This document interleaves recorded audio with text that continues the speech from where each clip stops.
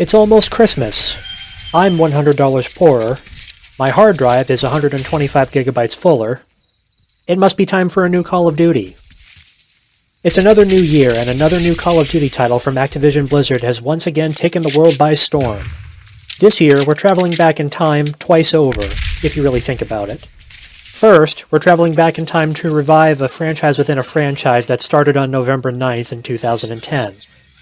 We're also doing so by traveling back in time to the 1980s in storyline, during what one could argue is one of the peaks of the Cold War, and unbeknownst to the people on both sides of the Iron Curtain, the last hurrah before the Berlin Wall, the ultimate symbol of East versus West, finally fell as the collapse of the Soviet Union came to pass. The timeline of the original Black Ops takes place during the 1960s, during another pivotal time during the Cold War, which manages to integrate important events of the time, such as the Vietnam War, the space race, the weapons race, and works in one of the biggest and most perplexing conspiracy theories of all time. While you both gained and lost friends and foes along the way, many of the characters from the original Black Ops games stick around and manage to last until Black Ops Cold War, jogging some memories, but not really stirring any emotions, I'm afraid to say. Without giving too much away, you are tasked to track down and neutralize a foreign threat that may catapult the world into full-scale nuclear war, resulting in mutual assured destruction.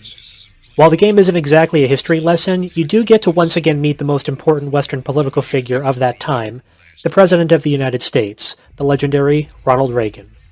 Much like JFK was in Black Ops, Reagan is very well voiced in this game, and it adds a touch of historical mystique and intrigue, but on the whole, the cameo does not capture the same level of intrigue as the original Black Ops title did. The story is, as usual, short, clocking in somewhere between 5 to 7 hours, with the Ultimate Edition of the game granting you access to 2 more missions. It's not what I would call throwaway, as it does take you to some important and iconic Cold War locations, and there is, as usual, a large plot twist, but I wasn't as engaged and itching to see what came next as I was when playing even a more recent Call of Duty title like Call of Duty World War II, which is a shame because this period of time is a lot more important than a lot of people realize. But of course, the game's party piece has been, and likely always will be, the multiplayer, and this title certainly follows that trend. Players are presented with a leveling system, coupled with individual weapon levels that give players attachment unlocks. Yo dog, I heard you like leveling, so I put some levels in your levels so you can progress while you progress. The game starts off with relatively few maps, which will hopefully grow in number as time goes on. The game does at least include a version of Nuketown, plainly titled Nuketown 84, which will at least prevent the riot players would throw if it had not been included with the game at all.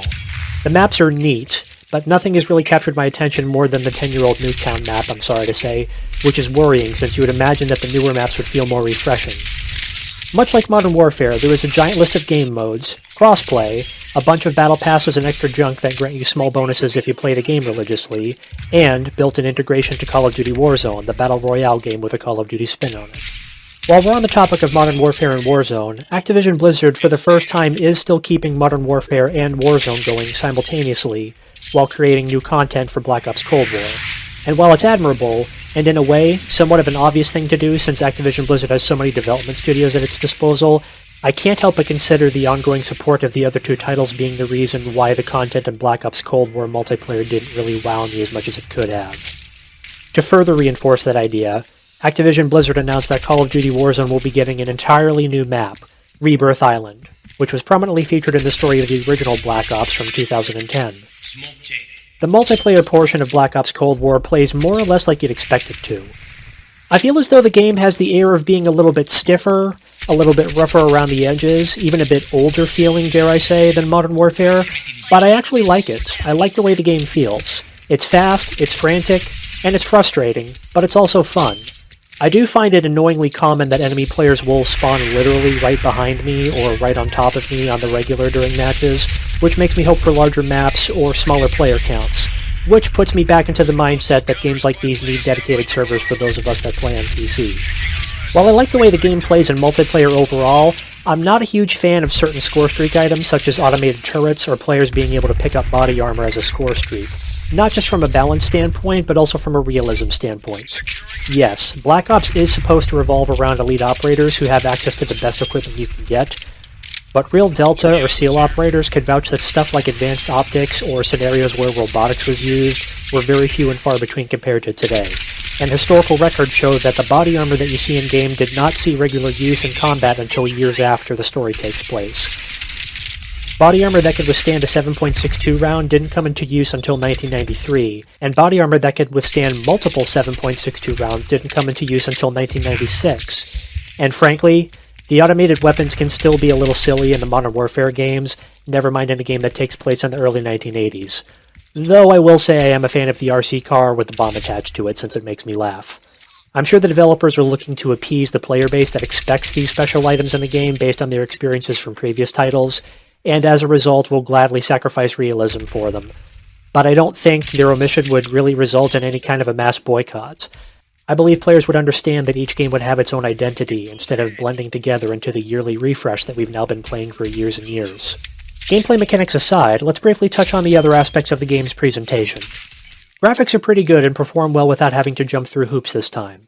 Character models are detailed, campaign maps are very well designed and vividly detailed, including objects on the ground such as rocks and greenery. Fire and smoke effects from things like napalm drops look wonderful, and all of the maps have a good ambience. It has the look of a Call of Duty game, but to me it still looks a little bit different from the rest of the series as opposed to Modern Warfare. Audio has been debated among reviewers, with some saying that they don't like the weapon sound effects, but I'll go on record as to say that the weapon sound effects don't really wow me, but I don't hate any of them. And getting kills, especially in multiplayer, is still very satisfying. The choice of music is very good, and I was happy to see that the developers didn't immediately resort to using Fortunate Son when in the Vietnam portion of the game, and instead opted to use Magic Carpet Ride as a great alternative so as to avoid being cliché. I don't really have any complaints about voicing in the game, and I thoroughly enjoy the Ronald Reagan impersonation, and would go so far as to say it's even more accurate than the person who did JFK's voiceover in the original Black Ops. I did not get to hear Ronald Reagan call the Soviet Union an evil empire, as he actually did in 1983, which you can look that up, but I was glad to hear his calming voice authorize the use of Black Ops as was intended, much to the chagrin of another staff member who objected to the idea. The story, as I mentioned before, is solid, but it's not great. It does offer multiple endings, but I don't envision myself giving this game more than one additional playthrough, if any at all, since the rest of the storyline does not change in a meaningful way. The multiplayer is familiar and addicting, but it's going to be hard to keep people's attention with so many high-profile titles coming out this holiday season. The ease of accessibility has the potential to be good for newer players due to the skill-based matchmaking, but it's an imperfect system, and even during the beta testing, the game was full of people using aimbots, most likely due to the shared code in common with Warzone and Modern Warfare. That's something that needs to be taken care of if Black Ops Cold War is going to maintain its player base. On the technical front, this game's launch was handled very well, and before the game's release, they managed to trim down the install size from nearly 190 gigabytes down to only 125 gigabytes for the ray-traced version on PC, with minimal post-install updates needed compared to the last year's release, which was a chore to say the least. Beyond the cheating in multiplayer and the lack of innovation this time around, though, my biggest gripe with this game is the cost, and this is an issue I ran into last year too. When Call of Duty is a yearly release franchise, I expect there to be either significant improvement or significant content year over year if the players are expected to pay $60 for a game, never mind $100 after tax if you get the Ultimate Edition. And we didn't really get either of those this time. Should we really be expected to pay dozens more dollars for 2 additional side missions and some multiplayer skins and take it as good value? I don't think that's good enough for the cost difference. I'm sure some would argue that I should be happy that we're getting Warzone for free, and that I should be astounded that Activision Blizzard and their development teams are in effect juggling 3 games at once. I am impressed that they're going to be supporting 3 games, yes, but remember that we're the ones responsible for there even being multiple development studios, and that Warzone was built on the extra money that we all poured into the pot for the underwhelming extras that they've been giving us each year. We didn't get anything for free, we earned what we got. Never forget that. As players, it's important that we realize that the franchise as a whole wouldn't exist without our dedication to the series, and I think it's important that Activision Blizzard remembers that too. I remember playing games from this series since the original Call of Duty, back when Infinity Ward was a motley crew of developers that broke off from the Medal of Honor Allied Assault team to beat EA at their own game. It was through our support that their project succeeded, and their company continues to exist, with PC players to thank specifically since the first game was not available for consoles. So to hear Infinity Ward call the PC user base, quote, a loud minority, end quote, when we objected to a lobby system for multiplayer during the Modern Warfare 2 development, was insulting, and merely throwing us table scraps for content when paying 1.5 times the cost of standard retail for a video game isn't much better. Despite the game's shortcomings, I've enjoyed this game more than Modern Warfare at the same amount of playtime. and I look forward to seeing new maps added in the future with additional hope that the next title will be a stronger effort than this one. Here's hoping that the various development studios underneath Activision Blizzard can do a better job of coexisting next year, avoiding the drama that Sledgehammer and Ravensoft had this year, requiring Treyarch to fill in while the head of this bowl of fruits and nuts sent Sledgehammer to time out. Overall, despite its shortcomings and my concerns with lack of value, I give the game a thumbs up while still urging players to get the standard edition when given the choice, as to not keep promoting the idea that it's okay for them to upcharge us for little more than vanity items.